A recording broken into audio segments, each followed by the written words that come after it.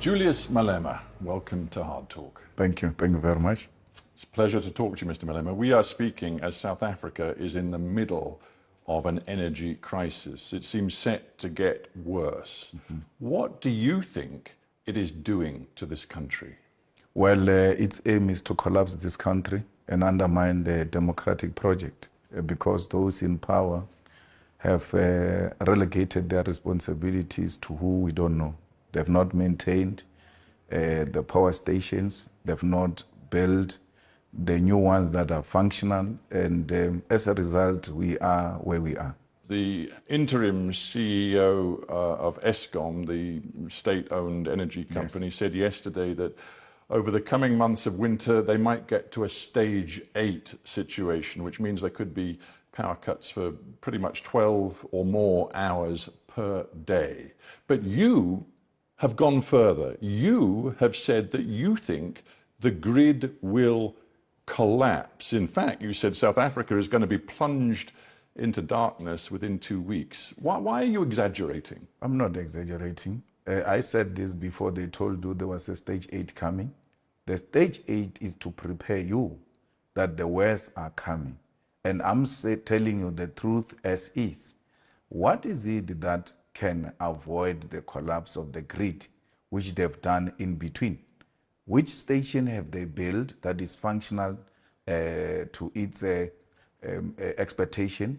Which station have they maintained?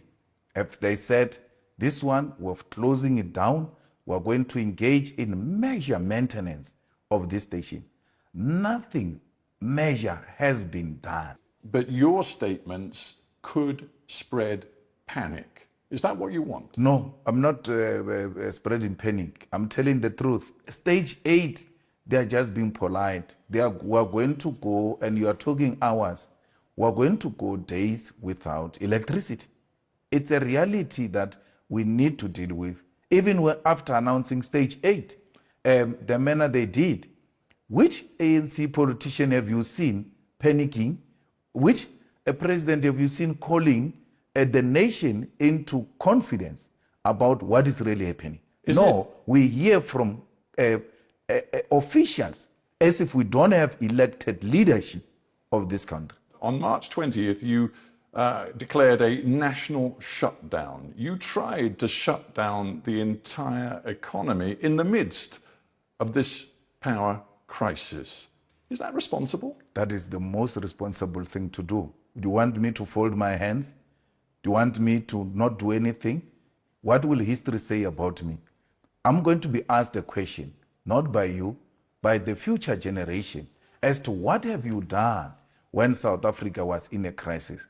The most logical thing to do is for the president to resign.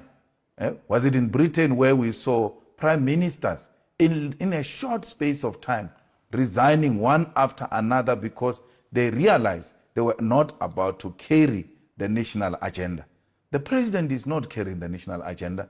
We need a government of national unity constituted by all of us who are not driven by political party interest, but the interest of South Africa to resolve this immediate crisis, which will affect all aspects of our lives. National unity, you say. You also said at the time of the national shutdown, this shutdown is the beginning of a revolution. No one can stop it. No army can stop it. No police can stop it. Some of your members put out videos threatening to beat up teachers and police if they went to work. One even threatened to beat up pupils if they went to school. And you talk to me about national unity? But that video of a person who was threatening to beat up pupils if they go to school is an old video. I think Hard Talk should have done its research to now realize that video has been resurfaced to support a certain narrative. There's no such a thing. I'm telling you, there's going to be a revolution. Let the grid collapse, and let's see what's going to happen. Let the grid collapse. I'm saying to you. How do you think South Africans are going to feel hearing you say that? People who are losing their jobs, people who have no income, and you just say... You are misinterpreting me. I'm saying to you, let the grid collapse as it is going to happen, and see what's going to happen in this country. I'm not wishing it. I'm saying it's going to happen. and you will see what's going to happen. Do you think that once the grid collapses, people are going to exchange roses with government? People are going to rise. And when they rise, there will not be any leader who will be leading them. There will be leaderless, there will be anarchy, there will be looting all over this country because nothing will be working. So if you think that I was bluffing on the 20th of March, I was just saying to this government and the people of South Africa, something ought to be done to avoid what is possibly coming, which is going to be a leaderless revolution. That's very powerful rhetoric, but the truth is, on 20th of March, according to employers, 70% of workers across the country went to work. One political commentator said that actually the failure of the national shutdown was a, quote, humiliation for Malema. From where we're sitting, the shutdown was successful. Nothing was operating. The South African media was at the public transport, taxi ranks, at bus ranks. The taxi drivers themselves, the bus drivers themselves have said, we showed up, but there are no people. So if you are going to listen to a desktop, possibly a racist analysis of wanting to undermine the narrative of the success of the shutdown, then that's your own baby to nest. But the reality is that nothing functioned on that day. You can go to the public broadcaster, you can go to independent media outlets in South Africa to give you the footage of the day, every corner. And what even makes me happy is that even in the rural areas, where normally the revolution never takes place, the people were out in their numbers saying, enough, it's enough. Let's think about the lessons to be drawn from the current crisis, because what we see is a state-operated energy giant which is failing to work. It is not delivering power to the people. We have other major state-operated companies, for example, Transnet in the transport and logistics sector, which are failing the people of South Africa. One, we could look at the aviation sector, all sorts of sectors where the state has failed. And yet your message is you still want to confiscate all privately owned land, essentially nationalize all privately owned land. You want to nationalize the mines, you want to nationalize the banking sector, and these are the key pillars of South Africa's economy.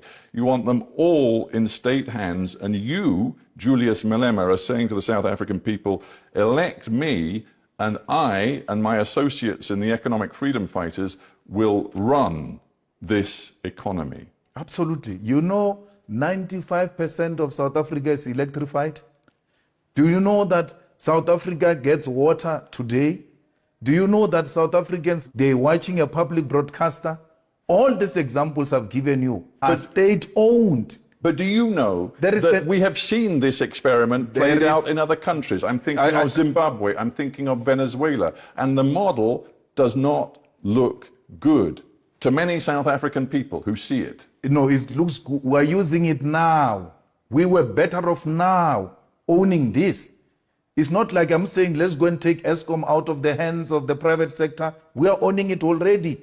So, and then South Africans have accepted and are happy with what we have. You're owning it already, and it's a complete mess.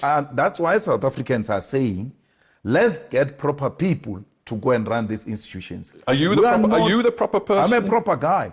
I mean, I don't want to go too far back into history, but at various times you failed to actually file a tax return on time. Yeah. You've been accused of different financial offences. You've never been convicted, but some of those charges were never brought to court. But you tell South Africans, despite your own history, you are the guy to run their economy. That's why. That's a mind of a lazy person who doesn't do his work. You will have to refer back to 15 years.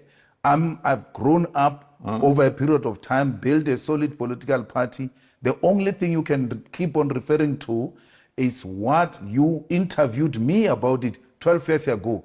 Get something new, my brother. No, Show a skill of a hard-working presenter who does his research. You can't falter me. Since I've made my mistakes on tax when I was very young, when I was almost 27 years old, fixed that problem, today I'm a 42-year-old married man with children who has taken responsibility and built a solid party to be the third largest party without the support of white monopoly capital and the owners of the South African economy. You keep on referring to old and old things because you are now beginning to sound like a scratched CD.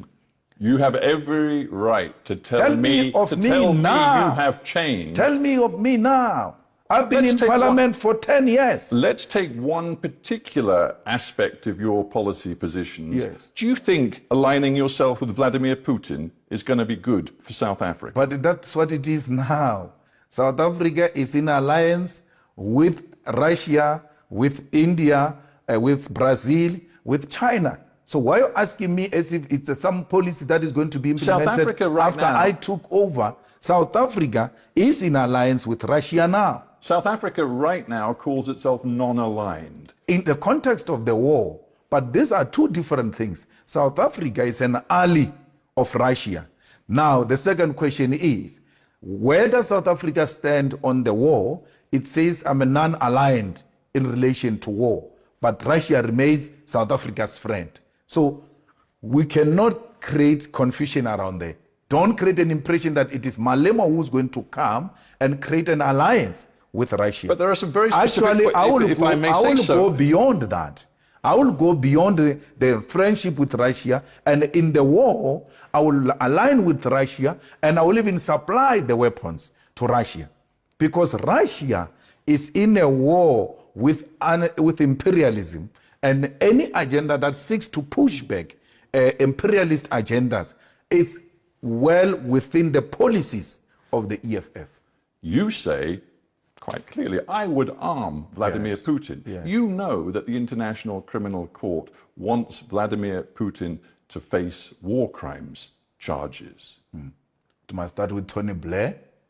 It must start with George Bush. It must go to Barack Obama. Then it can go to Putin. So let's get this straight. You're saying to me that your policy, if you were in power in South Africa, is quite simple. That your enemy's enemy, and it seems you regard the US and its allies as the enemy, your enemy's enemy is your friend. Never mind if he's a suspected war criminal, never mind if the UN and the ICC say they have compelling evidence of Russian war crimes. You don't care. As far as you're concerned, my enemy's enemy is my friend. You're exaggerating, but another point which you don't want me to go there is that Tony Blair accepted that they were wrong about Saddam Hussein to an extent that he did an apology of a thug, right? You have never called for his arrest. A man admitting that I was wrong. To how many people died there, killed by those people. So all I'm saying is we are with President Putin because it's not enemy of my enemy. It is an anti-imperialist agenda that says the American dominance and its allies should be undermined at all costs. Anti-imperialism, even though Vladimir Putin is quite explicit about his desire to revive a form of empire. He says countries like Ukraine have no right to independent sovereign existence. He appears to believe that the best thing would be to revive an empire, the Soviet empire. But you're anti-imperialist? We are anti-imperialist. That's a debate for another day. The war is not what he's talking. The war is about the expansion. And had there been a common ground found, this could have been avoided. We are not for imperialism, even if it were to come from Russia. If he does that, we'll condemn it.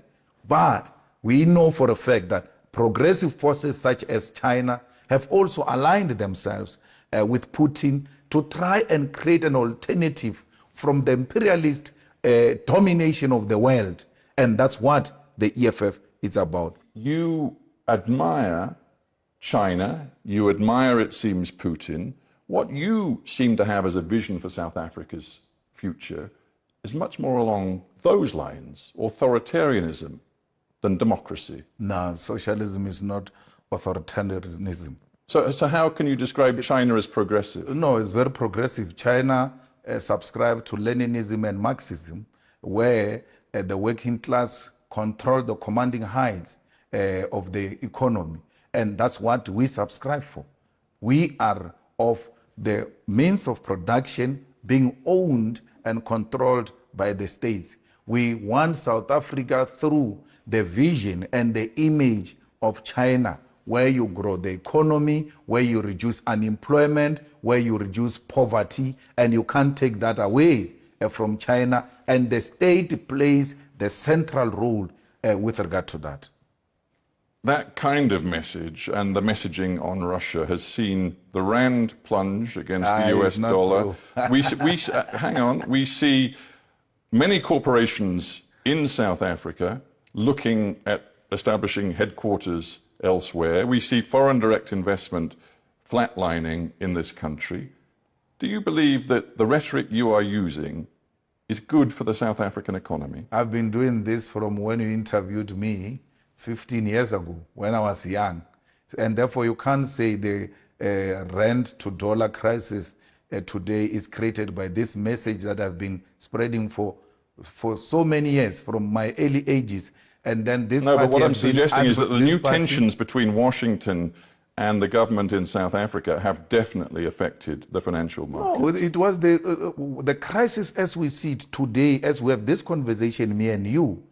It was worsened by the irresponsible utterances by the ambassador of the USA, who just recklessly, without following the diplomatic protocols, went out to make certain allegations about our country, damaging its good image, and then undermining its sovereignty in terms of choosing who its friends are. And today we see the rand being weak because of such utterances. Why would the rand be weakened by a political posture that says this is what we want to be when we take over government? We want a government that will be owned by the corrupt free. I admire China when it comes to how it deals with crime. I admire China when it comes to how it deals with infrastructural development. I admire China on how it has dealt with poverty and unemployment. How would that weaken the rand? Is that not what the investors want for all of us? The most likely way that you can get a grip on some power in this country is by forming a coalition with the ANC after the next election. You could have a role if you were to do a deal with the ANC. Are you ready to do it? The reality is that the EFF is the only organization that is growing, and that the DA and the ANC, the DA, which is the official opposition, ANC, which is the ruling party, are both significantly declining to a point where the DA called us the enemy number one. Why did they do so? Their own internal research tells them that the EFF has overtaken you. That's how much our policy position has attracted the people of South Africa. We are not going into coalition for positions. We are going to say anyone who wants to work with us, and we've said this before, and that's why we're not working with anyone in the local governments. If you want to work with us, you are going to expropriate land without compensation. You are going to nationalize the mines. You are going to establish a state-owned bank. You are going to make sure that we fight crime, fire by fire, to make this country a safer place. Those are just but minimal, non-negotiable points that will engage with anyone who wants to work with us. All of that, non-negotiable. Non-negotiable. On that basis, it's hard to imagine you can make a coalition with anyone. ANC was more than willing. Actually, ANC was at a point of signing with us on expropriation of land without compensation. Remember, we even put this in Parliament. How did it pass to a point where Parliament had to do an investigation if the ANC was not agreeing? We were almost at the edge of getting a deal. And some young ANC clowns decided to vote against this. But we are not going to retreat in returning the land back into the hands of our people. And don't tell me about Zimbabwe.